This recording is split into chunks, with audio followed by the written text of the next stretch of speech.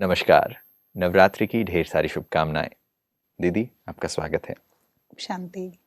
माँ दुर्गा के अलंकारों के बारे में भी बात कर रहे थे, उनमें आपने स्वदर्शन चक्र के बारे में बताया।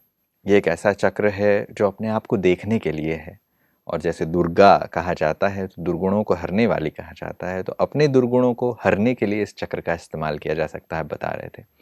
प्रदर्शन करना हमारे लिए इजी होता है, यानी स्वदर्शन चक्र को उल्टा घुमाएं तो प्रदर्शन होता है, दूसरों को देखते रहना, और उसकी वजह से विकृतियां या बुराइयां आ जाती हैं अंदर। क्योंकि प्रदर्शन जितना दूसरे का करेंगे उतना हमारे अंदर उसके अवगुण प्रवेश करेंगे। क्योंकि अक्सर हम यही करते हैं, वो ऐसा करता है, वो ऐसी है, वो क्यों ऐसा करता है, तो इसमें उसकी चर्चा हम बार बार करेंगे तो हमें पता नहीं लगता, वो हमारा पार्ट ऑफ लाइफ बन जाता है। दूसरी चीज इसके साथ आती है गदा।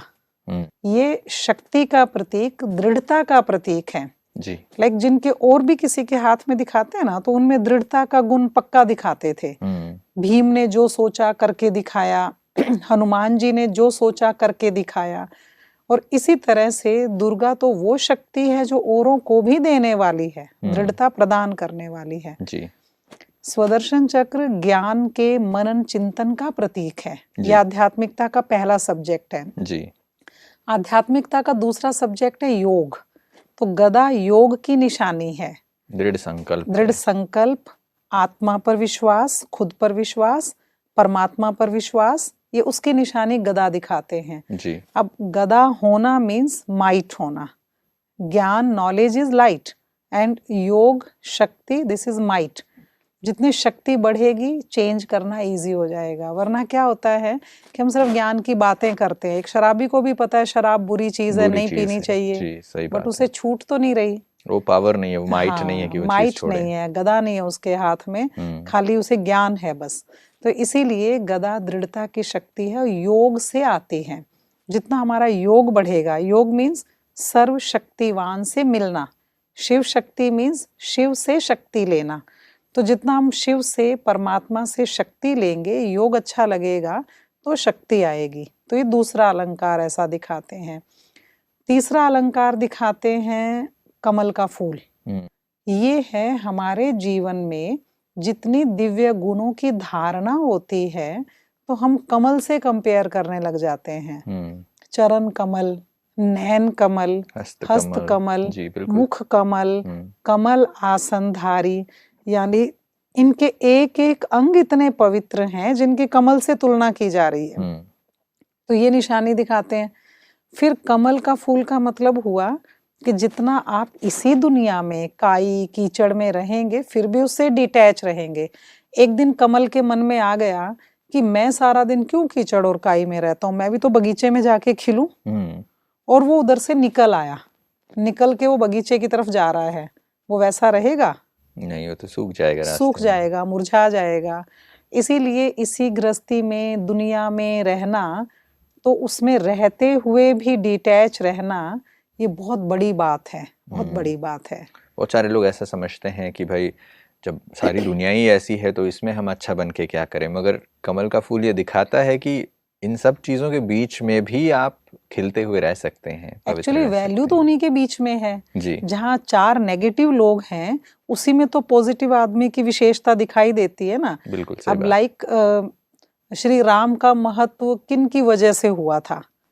कैकेयी, मंथरा, खरदूषण, रावण, बाली, ऐसी वजह से ही तो श्री राम प्रसिद्ध हुए जी। तो उनको ख्याति मिली नेगेटिव लोगों के कारण। अगर वो सब नहीं आते उनकी लाइफ में तो वो एक सिंपल राजा ही होते। सब लोग राज करके चले गए, उन्हें कोई याद ना करता। इतने नेगेटिव लोगों के बीच में रहते हुए वो महान रहे, अच्छे रहे, इस वजह से उनकी महानता है। तो ऐसे ही कीचड़, काई, गंदगी ये सब रहेगा, इसमें रहते हुए कमल समान रहना ये विशेषता है। बिल्कुल। बहुत सारे लोग ऐसा समझते हैं कि भाई इन सब चीजों से मैं दूर हो जाऊं, अरे ये जो नेगेटिव लोग हैं इनसे दूर हो जाऊं तो मेरा जीवन आसान हो जाएगा, मगर शायद वो सही तरीका नहीं है। ऑफिस में ऐसे लोग ना हो, घर में ऐसे लोग नहीं हो, समाज में ऐसे लोग ना हो तो समाज अच्छा हो जाएगा। लेकिन अब कलयुग में इन्हीं लोगों की वजह से आप चमकेंगे, तो ये तो रहेंगे ही। सर्दी आएगी ही, गर्मी आएगी ही, इसमें ही हमें अपने आप को सेफ रखना और इनसे बच के रहना है और फिर भी आगे बढ़ना है, ये सब कुछ हम करते हैं ना। तो बिल्कुल सही इसीलिए बात ये है। घर गृहस्थ में रहते हुए पवित्र रहने की निशानी दिखाई गई, कमल जी का फूल। जी। और एक अलंकार है जो शंख दिखाया गया है। जब कमल जैसा जीवन हो जाता है ना, तो जीवन अपने आप शंख बन जाता है, जी जीवन ही बोलता है। हमने देखा कि मेडिटेशन जो करते हैं, राजयोग मेडिटेशन करते हैं, उससे इतना लाइफ में चेंज आता है, एकदम शांति, पवित्रता, रिएक्शन करने की आदत, बार बार रिएक्ट करना, ये सब चीजें छूट जाती हैं। सब बहुत तुच्छ लगने लग जाती हैं। क्या इतनी सी बात पे हम इतनी बहस किया करते थे और अब करने को दिल ही नहीं करता। अब वो चीजें जब आती हैं तो वो आपकी शांत जिंदगी, आपकी स्टेबल पर्सनैलिटी अपने आप बोलती है। लोग पूछेंगे क्या करते हो, क्या समझाते हो, वहाँ क्या सीखते हो, तो आप कुछ ना कुछ तो बताएंगे ना।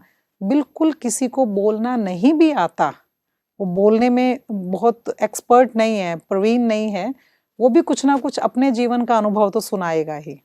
फिर उसे भी लगेगा मुझे भी ये जाके सीखना चाहिए। यानी जीवन ही स्वयं शंख समान ध्वनि करने लगा है। आपका लाइफ एक एग्जाम्पल बन जाता है, लोगों को मैसेज देने लग जाता है।